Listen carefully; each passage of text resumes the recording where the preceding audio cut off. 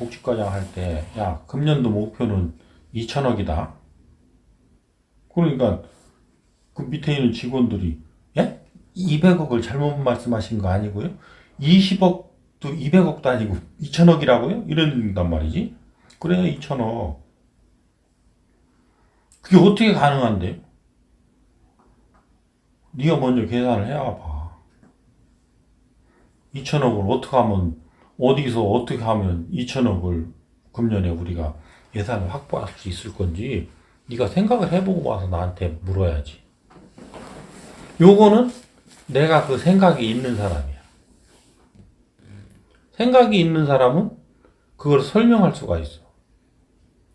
근데 나도 예를 들어서 청장한테 명가를 받았다고 쳐봐.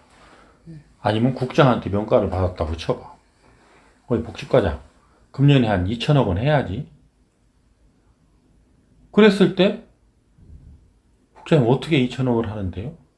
이렇게 물었을 때 국장이라든지 청장이 설명을 하면 그 사람 생각이 있는 사람이야. 그러니까 그 사람 말대로 따르면 돼. 근데 나도 몰라. 청장이 하라니까 네가 알아서 해. 이건 안 되는 거야. 그러면 과장인 내가 청장한테 가서 물어야 되는 거야. 청장이 설명을 하면 따르면 돼. 그리고 중간중간 그것을 그 설계를 해가지고 먼저 가서 아웃라인을 설계해서 지침을 받고 그리고 실행해가면서 중간중간 그 검토를 받으면 돼. 그건 왜 그러냐? 그걸 말한 사람이 설계가 있기 때문에 그래. 근데 설계가 없는 사람은 이끌어줄 수가 없어. 그런 거란 말이에요. 그러니까 어떤 일들이 하라고 했을 때 깊이가 열질이라고 보자고. 열질. 내가 너한테 지금 요구하는 게 열질이야. 근데 네가 지금 수행할 수 있는 능력이 며칠짜리인지 모르고도 열질짜리를 주느냐고. 수행할 수 있는 능력이 3질짜리밖에 안 되는데 10질짜리를 주면 그게 그 수행이 가능하냐고. 근데 그거는 그런 명과는 너한테 주는 게 아니거든. 과장인 내가 청장한테 요청하는 거거든. 금년 우리는 2천억입니다. 어떻게 하려고? 요만저만 해서 저희들이 이렇게 하고 그 국가님들하고 청장님께서 이렇게 저희들이 그 필요할 때 지원해 주시면 그게 가능할 것 같습니다. 그렇게 해서 오케이 떨어지면 협력 체계가 밑에서부터 쫙 구축되는 거야. 그러면 단계에서 보면 실무자로 보면 한 20억 정도 되겠지. 그러면 과장, 국장 정도는 200억 정도 되겠지. 이게 청장 단위로 넘어가면 2천억이 갈 수 있는 거야. 그 질량이란 말이지.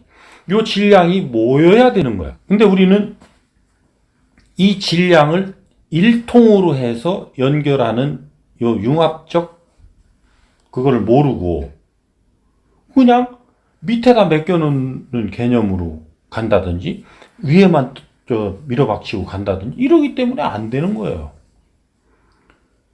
그래서 우리 일들을 수행할 때 가장 중요한 것은 사전적 대화예요. 사전적 대화.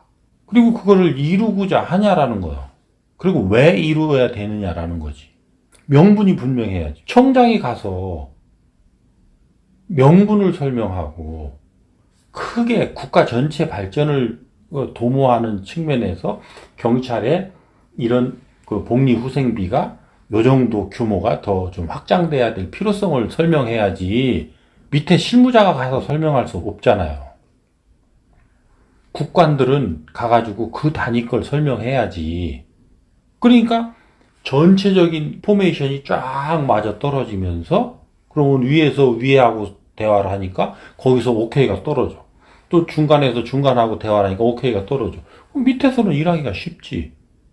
근데 밑에서 아무리 불을 떼도 1단에서 2단으로까지는 올라갈 수 있지. 우리가 그쪽에 실무진을 막 불을 떼요. 그래서 그쪽에 과장, 그 국장들까지는 올라갔어. 그러면 실장, 차관, 장관 가면 막혀. 그렇게 되는 거잖아. 근데 또 위에서 불을 뗐어. 이게 밑으로 또 안 내려와. 그러면 위에서 막 거창하게 이 지금 국가가 가야 되는 방향하고 해서 합의를 다 했는데 밑에 놈들이 아무것도 안 하고 있네? 그걸 수행할 생각을 안 하네? 그것도 안 되는 거예요. 그래서 줄탁동시라고 하는 거예요. 위와 아래가 맞아야 된다. 그러려면 어떻게 해야 되냐면 평상시에 우리가 일상적인 대화를 많이 해서 서로 간에 그런 것들이 공감대가 형성돼야 되는데 누가 누구와 대화해야 되는 거냔 말이에요. 상사와 직근 하급자가 대화를 해야 되는 거예요. 그래서 청장은 국장하고 대화를 해야 되고 국장은 과장하고 대화를 해야 되고 과장은 계장하고 대화를 해야 되고 계장은 직원하고 대화를 해야 되는 거예요. 그리고 가끔은 청장은 과장한테까지도 이렇게 하는데 이거는 1대1로 할 필요가 없어요. 그냥 어느 그룹을 어느 국 과장들을 모아놓고 가끔씩 한 번씩 한다든지 아니면 어떤 이 같은 분야에 있는 국 과장들을 모아놓고 한다든지 이런 식으로 하면 돼요. 그럼 국장님도 계장들을 또 그런 식으로 하고 과장들도 이제 직원들 전체를 할 수 없다면 반장급들을 팀장급들을 그렇게 하면 된다고. 그렇게 해서 대화를 통해서 무슨 생각을 가지고 있고 어떤 방향으로 가고자 하고 왜 가려고 하는지 이런 그 명분과 이유를 분명하게 인식시키고 그거에 따라서 우리가 가져야 된단 말이에요. 그러니까 우리가 지금 사회생활에서도 하다못해 3명이 뭘 일을 하려고 할 때 누군가가 주도를 했다고 쳐요.